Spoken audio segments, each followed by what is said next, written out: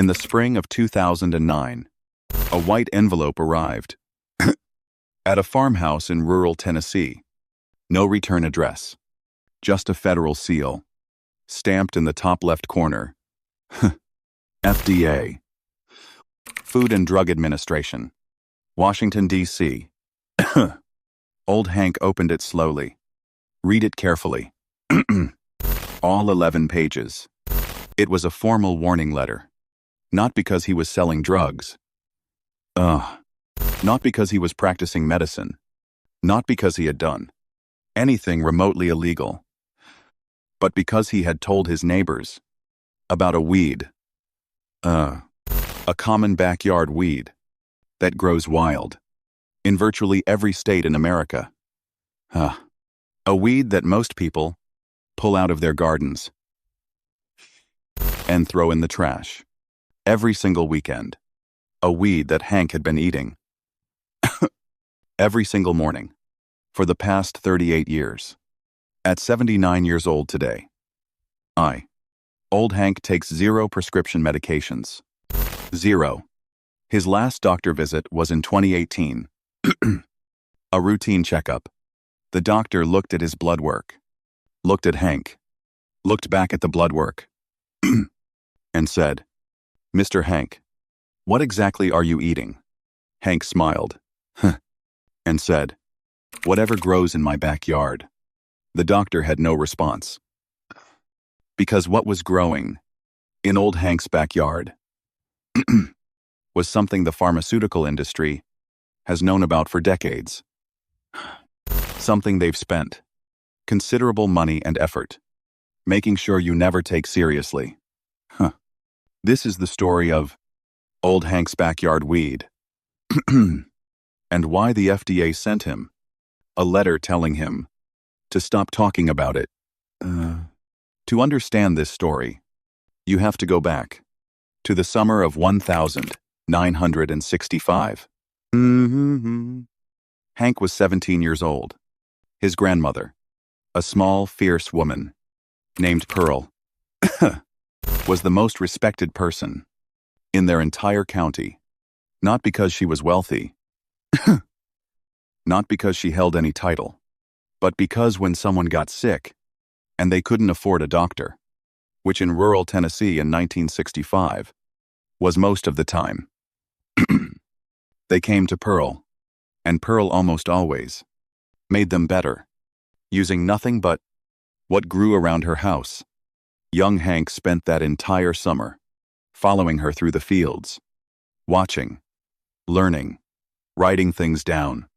In a small brown notebook, he watched her treat infections, reduce fevers, calm stomach problems, clear skin conditions that doctors had given up on. All with plants, mostly weeds, things that grew wild and free, that nobody else gave a second glance. One plant in particular, Pearl called her daily medicine. She ate it every single morning, mixed into her eggs, or brewed into a simple tea. She said her own mother had taught her about it, who had learned from her mother, going back generations. Pearl lived to be 94 years old, never spent a single night in a hospital, never took a prescription medication in her entire life. When she passed, Hank inherited 2 things: her small brown plant notebook and her backyard garden, where that weed grew wild and free, just as it always had. For years, Hank used the plant quietly, just for himself and his family. But in 1985, his neighbor Roy came to him desperate. Roy had been diagnosed with chronic inflammation, was on 4 different medications, still in constant pain. Bills piling up.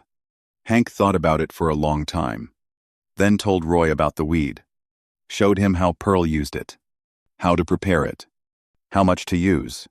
3 weeks later, Roy came back. He looked like a different man.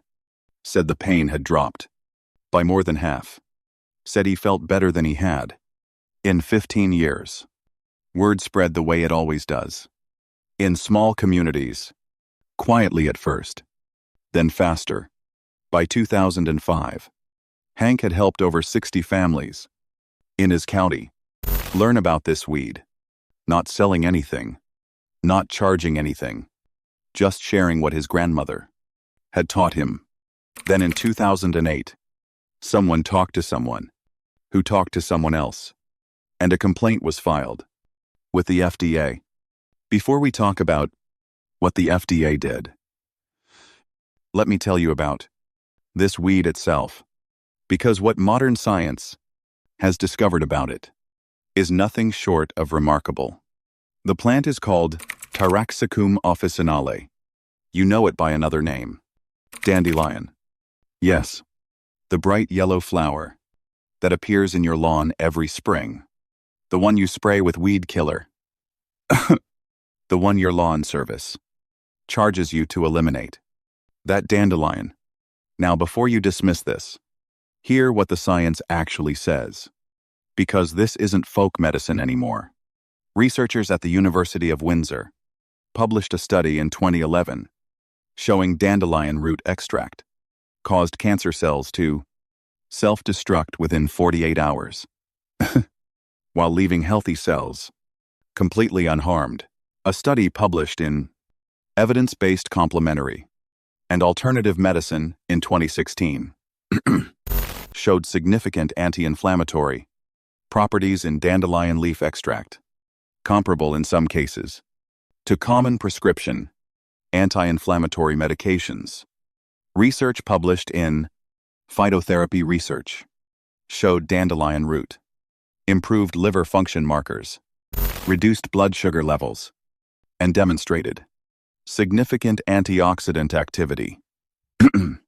A study by the Department of Chemistry at the University of Guelph found dandelion extract showed potent antimicrobial activity against several harmful bacteria, strains including E. coli. These are not fringe studies. These are peer-reviewed, published in index journals, conducted by credentialed researchers at legitimate universities. And yet, when was the last time your doctor mentioned dandelion? When was the last time you saw a mainstream news segment about dandelion research? When was the last time a pharmaceutical company ran an ad about it? Never. Because you cannot patent a weed that grows free in everyone's backyard. And if you cannot patent it, you cannot profit from it. It really is that simple. Pearl knew this in 1920. She didn't know the molecular biology behind it. She didn't know about anti-inflammatory compounds or antioxidant activity. She just knew that people who ate the weed stayed healthier than people who didn't. She knew that her neighbors, who came to her with liver problems, got better after she brewed dandelion root tea. She knew that the children in her care, who got the leaves mixed into their food, got fewer fevers, fewer infections, recovered faster when they did get sick. She knew what 38 generations of traditional healers across multiple continents had known, because dandelion isn't just an American folk remedy. Traditional Chinese medicine has used it for over 2,000 years. Ancient Egyptian healers documented it. Medieval European herbalists called it the cure for 100 ills. Native American tribes across the continent used it for food and medicine long before Europeans arrived. Every single traditional medicine system on Earth independently discovered the same plant. And modern pharmaceutical science is slowly, very slowly, confirming what they all knew. Old Hank's grandmother, Pearl, was simply passing down a truth that humanity had carried for millennia, until someone decided that truth was bad for business. The FDA warning letter arrived in March of 2009. Hank read it 3 times to make sure he understood it correctly. The letter stated that by sharing information about dandelion's health properties with members of his community. Hank was technically making unauthorized health claims about an unregulated substance. Under FDA guidelines, any person who claims a plant or food item can treat, cure, or prevent any health condition without FDA approval is in violation of federal food and drug regulations. Hank sat with that letter for a long time. Then he called his son in Nashville, a paralegal. His son read the letter, was quiet for a moment, then said, "Dad, do you know how much it costs to get FDA approval for a health claim, even for a natural substance?" Hank said he didn't know. His son said, "Minimum $1 million, often much more, and years of clinical trials, which means the only people who can legally make health claims about anything are people with millions of dollars to spend on approval processes. People like pharmaceutical companies." Hank said, "So what you're telling me is, the FDA has made it illegal for a man to tell his neighbor that dandelions are healthy unless he has $1 million?" His son said, "That's basically correct. Yes." Hank was quiet for a long moment, then said, "Your great-great-grandmother Pearl would have had something to say about that." His son laughed softly and said, "I know she would have, Dad. Now here is where the story gets particularly interesting. Because the FDA letter to old Hank arrived in March 2009, 1 month earlier, in February 2009, a major pharmaceutical company had filed a patent application for a synthesized compound derived from Taraxacum officinale, dandelion root extract, processed and concentrated in a specific, proprietary way, to be sold as a prescription treatment for inflammatory conditions. The patent was granted in 2012. The medication entered clinical trials. In 2015, the projected retail price, when approved, $340 per month for a synthesized version of a weed that grows free in every backyard in America. Old Hank's lawyer found this patent filing in 2013. He called Hank immediately, said, "Hank, you were sent that FDA letter 1 month after this patent was filed. Does that seem like a coincidence to you?" Hank said, "Son, at my age, I stopped believing in coincidences. A long time ago, he never heard from the FDA again. After that initial letter, he never stopped talking about dandelions either. Some battles are won simply by refusing to be silent." So how did Pearl use it? And how does Hank use it today? Here is exactly what he has done every single morning for the past 38 years. Step 1. Go into your backyard. Find dandelions. And if you don't have any, they are available dried at virtually any health food store. Cost under $3 for a large bag.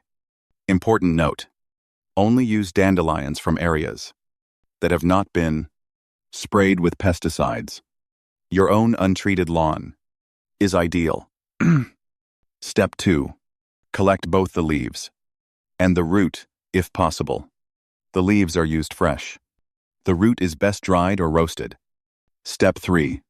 For the morning tea that Hank drinks daily, take 1 tablespoon of dried dandelion root. Place in a cup. Pour boiling water over it. Steep for exactly 10 minutes. Add raw honey if desired. Drink slowly. This is what Pearl called her daily medicine. Step 4. The young leaves can be eaten raw, in a salad, or wilted in a pan with olive oil and garlic, or mixed into eggs. The taste is slightly bitter, similar to arugula. You adjust to it quickly. Step 5. For inflammation specifically, Hank makes what he calls Pearl's Strong Brew. Double the dandelion root. Add dried ginger. Add a small piece of turmeric root. Steep for 15 minutes. Drink once daily, he says within 2 weeks of daily use. Most people notice a significant difference in how they feel. Not because it's magic, because it's science. Science that humanity knew for thousands of years. Science that peer-reviewed. Modern research is confirming. Science that happens to grow free in your backyard. Right now. Today. Old Hank turned 79. Last October. On his birthday morning. Same as every other morning. He walked out to his backyard. In the early light. Knelt down beside his dandelion patch. Picked a handful of leaves. Went inside. Brewed his tea. Sat on his porch. Watched the sun come up over his Tennessee hills. I asked him once what he thought Pearl would make of all this. The FDA letter. The pharmaceutical patents. The million-dollar approval processes for plants that grow wild and free. He thought about it for a long time, rocked slowly in his chair, then said, Pearl used to say, God put the medicine right outside the door. He didn't put it behind a counter. He didn't put a price tag on it. He didn't ask for insurance. He just put it outside the door and trusted us to be smart enough to notice it.